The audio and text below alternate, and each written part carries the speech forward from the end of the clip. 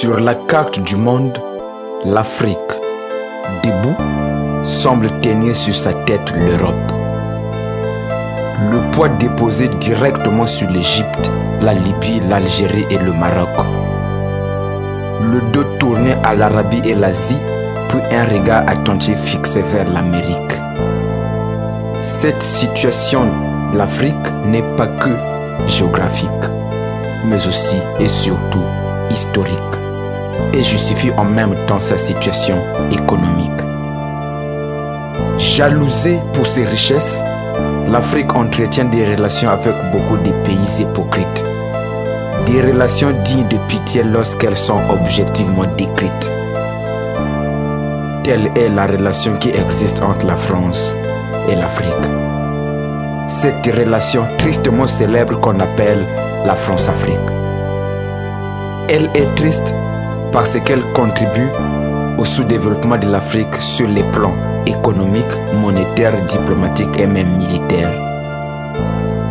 Tous les intellos français le savent, mais personne n'en fait des commentaires. Ils savent que si l'Afrique se développe, c'est la France qu'on enterre. Moi, mes terres, c'est pas mon genre, je le ferai quand je serai sous terre. Devant ces pratiques inhumaines de la France, étrange est plutôt l'attitude de ceux qui ont choisi de se taire. Si le savoir ne sert même pas à dénoncer les injustices, faut mieux être ignorant sur terre. Le néocolonialisme français devrait être enseigné dans nos écoles depuis même les cours élémentaires.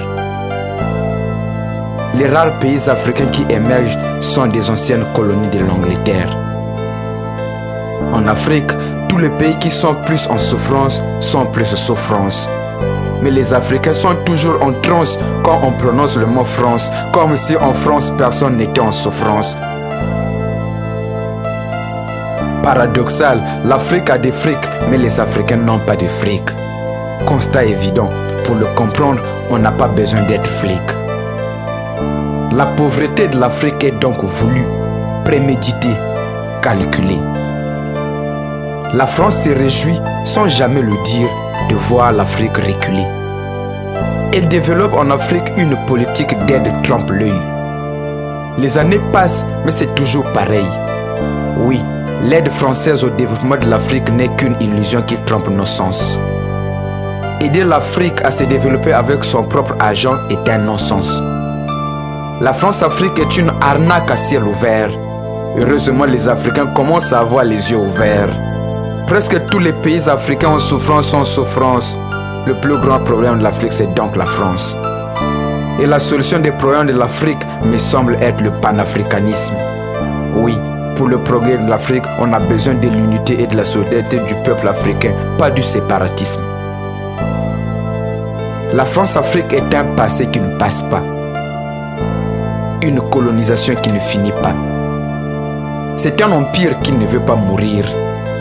Sa fin à chaque époque est annoncée imminente, mais à une date toujours à venir. Mais en attendant, elle fout en l'air notre avenir. Je rêve d'une époque où elle ne sera plus qu'un mauvais souvenir. Pour étendre l'influence de la France partout et faire la publicité de sa culture, les Français ont inventé la francophonie. Allez voir la propager énergiquement, je dirais qu'il s'agit même d'une francophonie. Ceux qui font une lecture franco-française considèrent toute critique comme une francophobie. La vérité est que la francophonie est un vecteur d'influence diplomatique. Par son intermédiaire, la France prétend nous apprendre tout, surtout la politique. La France-Afrique ne bénéficie plus qu'à la France. Elle veille d'abord et avant tout aux intérêts de la France. Il suffit de lire le contenu des accords coloniaux pour s'en convaincre. Il suffit d'examiner les traités coloniaux pour s'en convaincre. Il y a quelque chose de presque psychopathe dans la relation France-Afrique. Le comportement de la France n'a rien de normal dans sa relation avec l'Afrique. Dans cette relation, la France est en même temps juge et partie. Quand elle débarque en Afrique, la France peut prendre ce qu'elle veut et partir. Elle fixe en même temps les prix de ses produits manufacturés et ceux de nos matières premières. Mais bizarrement, pour critiquer la pauvreté de l'Afrique aux yeux du monde, elle est la première. Pourtant, tout le monde sait que sans l'Afrique, la France n'est rien. Oui, tout le monde sait que sans l'Afrique, la francophonie n'est rien. L'orgueil de la France repose soit sur l'ignorance, soit sur la mauvaise foi. Non, ils connaissent la vérité, c'est donc juste la mauvaise foi. Mais si on nous manipule, c'est parce qu'on est manipulable. Si on nous exploite, c'est parce qu'on est exploitable. Si on nous divise, c'est parce qu'on est divisible. Si on nous trompe, c'est parce qu'on est trompable. La France parvient à nous manipuler et à nous exploiter avec la complicité des élites locales. Elle réussit à piller nos ressources naturelles et humaines avec la bénédiction de l'intelligentsia locale. Ce qui me pousse parfois à voir le sous-développement de l'Afrique comme une servitude volontaire. En Afrique, la France peut exploiter, voler ou tuer, personne ne lui demandera un inventaire.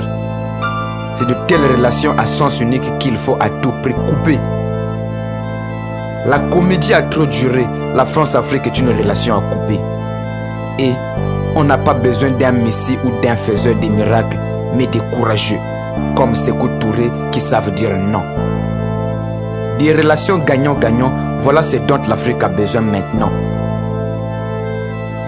La méchanceté de quelqu'un, même devant un idiot, une fois, ça peut passer, 2 fois, ça doit commencer à le dépasser, 3 fois, il doit se lasser, 4 fois, il doit forcément casser. L'Afrique n'a plus besoin d'entretenir des liens avec des pays qui entreprennent, mais plutôt avec des partenaires loyaux et respectueux qui entreprennent. La pauvreté de l'Afrique est voulue, préméditée, calculée. La France se réjouit, sans jamais le dire, de voir l'Afrique reculer.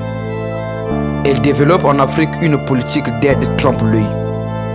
Les années passent, mais c'est toujours pareil. Oui, l'aide française au développement de l'Afrique n'est qu'une illusion qui trompe nos sens. Aider l'Afrique à se développer avec son propre argent est un non-sens. La France-Afrique est une arnaque à ciel ouvert. Heureusement, les Africains commencent à avoir les yeux ouverts. Presque tous les pays africains en souffrance sans souffrance. Le plus grand problème de l'Afrique, c'est donc la France. Et la solution des problèmes de l'Afrique me semble être le panafricanisme. Oui, pour le progrès de l'Afrique, on a besoin de l'unité et de la solidarité du peuple africain, pas du séparatisme.